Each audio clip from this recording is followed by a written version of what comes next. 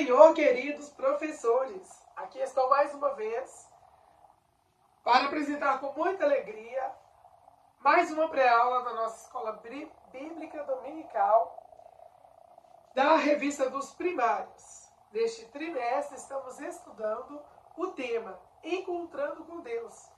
Eu já quero agradecer você que tem nos acompanhado aqui no canal, que tem nos assistido, que tem comentado. Que Deus nos abençoe pela audiência, pela fidelidade. Se você ainda não foi inscrito, inscreva-se no canal. E se já é inscrito, me fala de qual cidade você está nos assistindo. A lição de hoje é a de número 8, que tem por título Deus encontra Elias na caverna. E essa história você vai encontrar ela registrada em 1 Reis, capítulo 1, versículo 19, palavra do mestre. Deus, em sua sabedoria, não limitou a narrativa bíblica apenas às vitórias. Pelo contrário, ele permitiu que as fraquezas dos grandes homens e mulheres escolhidos por ele ficassem expostas. Exatamente assim, os leitores podem se identificar, sabendo que o nosso Senhor nos ama e nos usa apesar de nossas limitações. É o que eu falei na lição passada sobre a limitação de Moisés. Deus não deixou isso oculto, mas ele revelou para que nós pudéssemos entender que mesmo diante das nossas limitações, nós seríamos usados por Deus. A reação de Elias, por exemplo, é muito parecida com a nossa em algumas situações. Mesmo Deus realizando grandes milagres, às vezes, em face de uma dificuldade, também temos momentos de desânimo.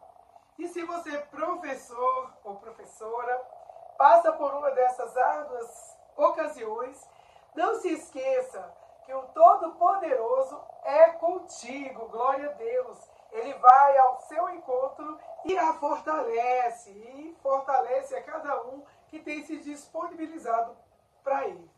Por isso, não desista dele e você também, glória a Deus.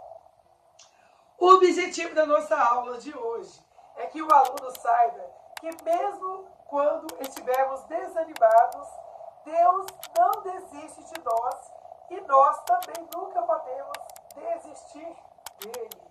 Exatamente, em vários momentos da nossa caminhada cristã, vai acontecer situações que vai nos desanimar, mas nós não podemos desistir. É importante pontuar que às vezes na nossa jornada de fé, diante dos desafios, vamos nos sentir inseguros, desanimados, incapazes, e é normal, porque nós somos humanos. Principalmente no ministério infantil. Por diversas vezes vai nos bater aquele desânimo, aquela vontade de parar. Vamos nos sentir sem apoio, preocupados em como criar nossas aulas. Será que vai dar certo? Enfim, é um turbilhão de pensamentos bombardeando a nossa mente, mexendo com a nossa estrutura. Mas é nesse momento que Deus surge com o braço forte, bradando com toda a autoridade, dizendo: não temas, eu estou aqui, eu sou contigo, eu estou cuidando de tudo. Glórias a Deus, e que você se sinta abraçado pelo Espírito Santo neste momento, que você seja renovado e encorajado a não desistir. O nosso ponto central: não estamos sozinhos, pois Deus de justiça nunca desiste de nós. A ideia de Deus é um Deus grande de justiça e que nunca desiste de nós. Traz conforto para muitos, indicando que mesmo diante das dificuldades ou falha, há uma presença constante e um propósito maior em andamento. É uma perspectiva que foca na fidelidade, da redenção e da crença de que não estamos abandonados. Vocês devem estar ouvindo aí minha voz um pouco fanha, mas é porque eu estou bastante gripada, mas não poderia deixar de gravar essa pré-aula. A sugestão de corinho: Deus cuida de mim, do grupo Pequenos Atos.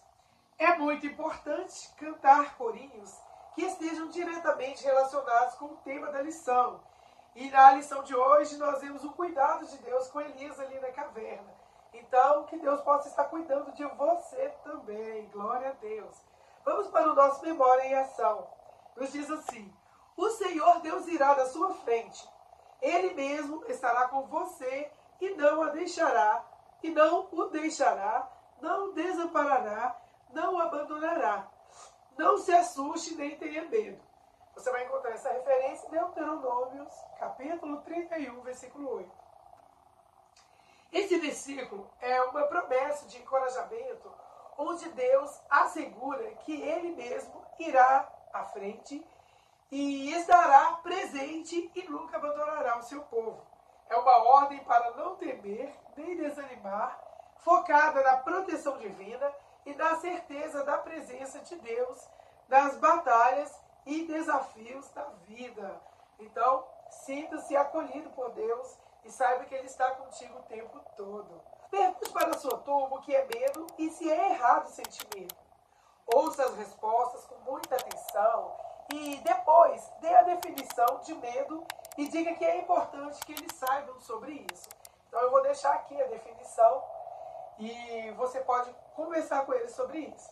O medo é uma emoção básica e uma resposta natural do organismo a perigos reais ou imaginários, essencial para a sobrevivência ao ativar mecanismos de defesa como luta, fuga ou congelamento.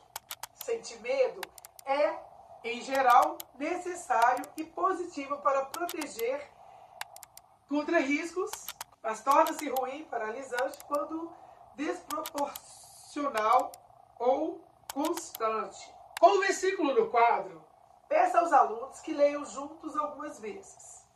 Leve tiras de papel com perguntas relacionadas à lição. Por exemplo, por que Elias fugiu?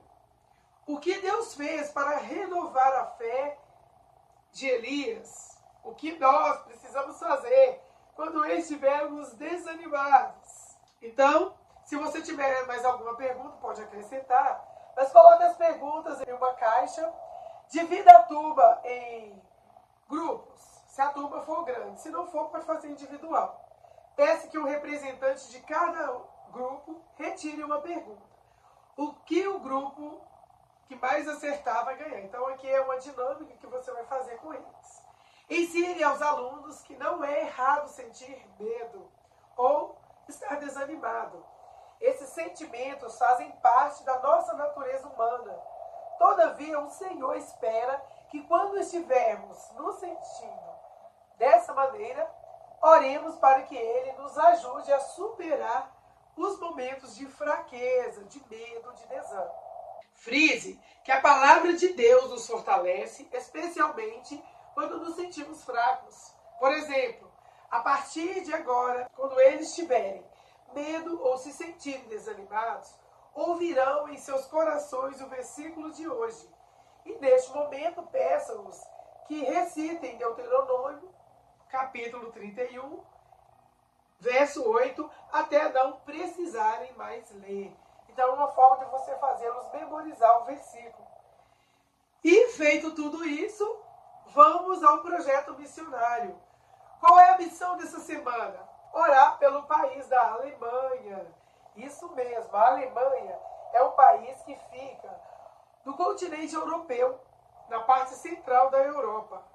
É um país muito organizado e conhecido por sua história, cultura e tecnologia. Então aqui é um relato que eu sempre trago sobre o país indicado pela lição, para que a gente ore por ele. Então faça isso também, leve para a sua turminha esse breve resumo sobre o país. A capital da Alemanha é Berlim, o idioma falado lá, as pessoas falam alemão. A bandeira da Alemanha, ela possui 3 cores, preto, vermelho e amarelo, ou dourado. E essas cores representam a história e a união do povo alemão.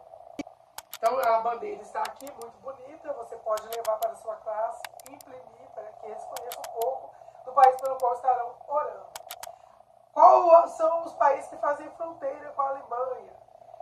Faz fronteira com vários países. E aqui está também um mapinha, mas eu vou dizer que são fronteira com a Alemanha, a França, a Polônia, a Áustria, a Suíça, a Holanda, a Bélgica, República Tcheca, Dinamarca e Luxemburgo.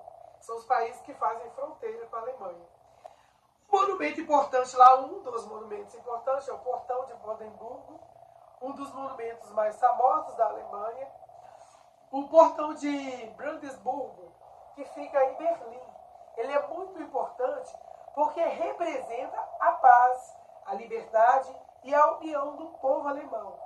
Antigamente o país foi dividido, mas esse portão se tornou um símbolo de que Deus pode restaurar e unir o que foi separado. Que linda, né, a história da Alemanha. E eu gosto de fazer um relato sobre a religião predominante no país, até para que os alunos saibam se há perseguição religiosa no país. A religião predominante na Alemanha é o cristianismo, principalmente os cristãos protestantes, que são considerados nós, e os cristãos católicos. A perseguição aos cristãos na Alemanha não existe perseguição forte aos cristãos, como acontece em outros países, como eu já narrei aqui anteriormente. As pessoas têm liberdade para falar de Jesus e ler a Bíblia. Mesmo assim, muitas pessoas estão se afastando de Deus, do Evangelho, do caminho do Senhor. E por isso o país precisa de nossas orações. Precisa que nós levantemos um clamor.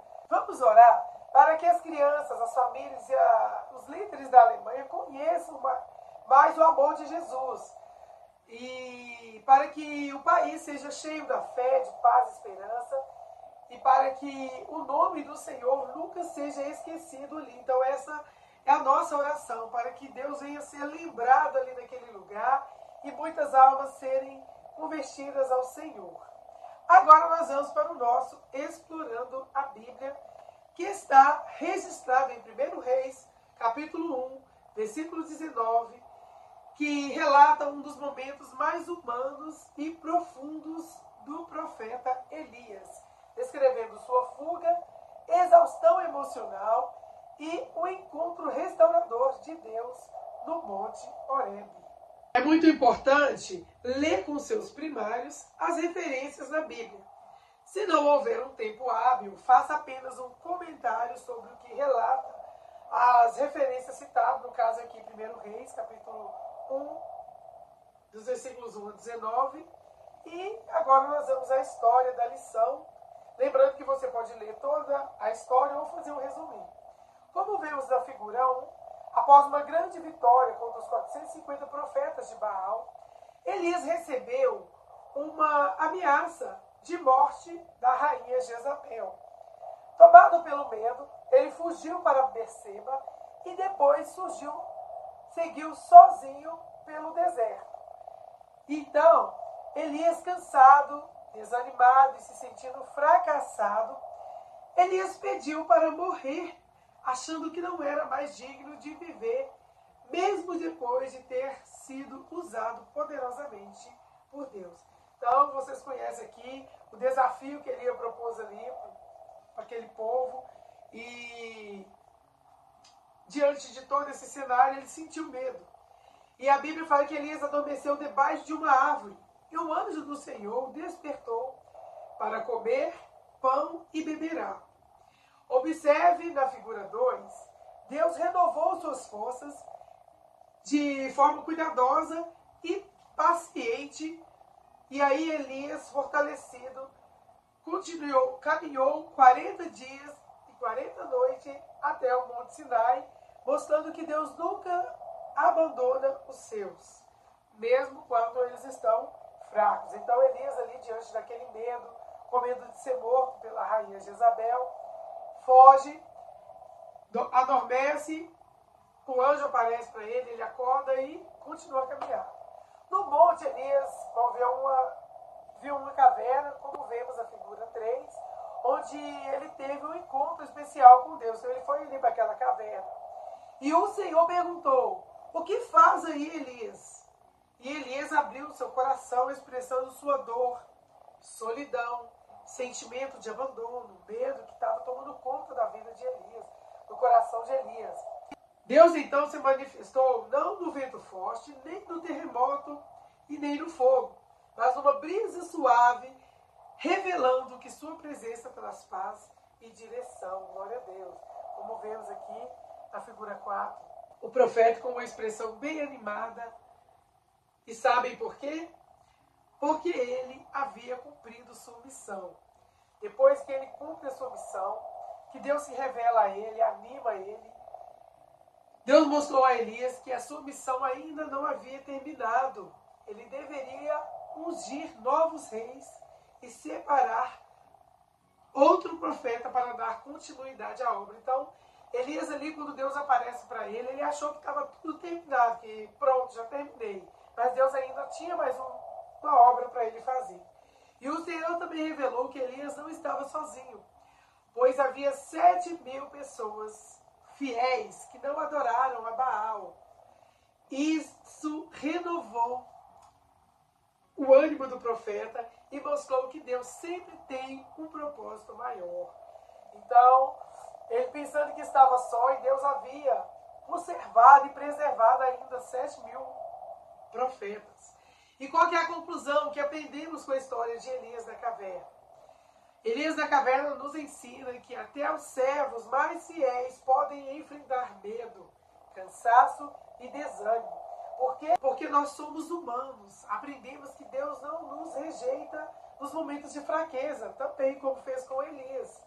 Mas Ele cuida de nós, com amor, renovando nossas forças, antes de nos direcionar novamente. Então, antes dele nos enviar para a próxima missão, ele está ali nos renovando, nos preparando para tal. Elias achou que era um fim, mas para Deus era apenas uma nova etapa. Também aprendemos que Deus fala conosco muitas vezes de forma suave, no silêncio e na calma. E não apenas em grandes manifestações, grandes espetáculos, lugar barulhento. Não. Entender que não estamos sozinhos, que Deus ainda tem planos para as nossas vidas e que nunca devemos desistir da fé, pois Ele nunca desiste de nós. Glória a Deus, essa é a nossa história de hoje. Vamos então à correção das atividades. Atividade número 1. Encontre no quadro abaixo as palavras destacadas. Eu vou deixar o quadro aqui. Você vai aguardar alguns minutos e depois corrija com seus primários. No quadro, eles vão encontrar as palavras Deus, Elias, anjo, profeta, justiça. Atividade número 2. Pinte somente o que o anjo trouxe para Elias. Então aqui estão algumas opções que são cesta de pães, um prato com uma fruta, uma cesta com frutas também, então uma cesta com pães e outra com frutas, um bolo e um jarro de água. Você vai aguardar novamente alguns minutos. Após as crianças pintarem, você pergunta a eles as respostas e, se caso eles não souberem, você pode dizer que o anjo trouxe para Elias água e pão. Mas eu tenho certeza que eles vão saber depois de uma aula maravilhosa, de uma história linda que você contar para eles. Atividade número 3. Se você já se sentiu desanimado, circule abaixo o que podemos fazer para nos reanimar. Então aqui estão algumas palavras como reclamar, orar, gritar, louvar, conversar, ir à igreja e brigar. Você pode aguardar alguns minutos também e depois corrigir com eles. Inclusive pode pedir que eles mesmos falem o que podemos fazer para reanimar. Então, assim que eu ouvir a resposta, diga: podemos orar, louvar, conversar e ir à igreja. Então aqui está corrigida nossas atividades. E a dica para o encerramento de aula que eu sempre deixo é que na despedida dos seus primários, reforce que Deus está sempre conosco, até nos momentos em que desanimamos, que nos sentimos fracos e desencorajados. Frise que é importante que eles não faltem à escola dominical, pois através dela o Senhor alimenta a nossa fé e nos reanima. É isso aí. Feito tudo isso, você vai orar com seus pequeninos e agradecer a Deus por estar sempre conosco e pela aula maravilhosa que Ele nos proporcionou. E encerre a aula convidando eles para não faltarem na próxima lição, que será a lição de número 9. E eu já quero te agradecer por ter ficado até o final. Deixo um beijo no seu coração, um forte abraço. Se Deus nos permitir, nos encontraremos na próxima lição, a de número 9, onde vamos aprender sobre o encontro de Deus com Isaías. Então, está convidado, se Deus assim nos permitir, nos encontraremos na próxima aula. Tchau, tchau!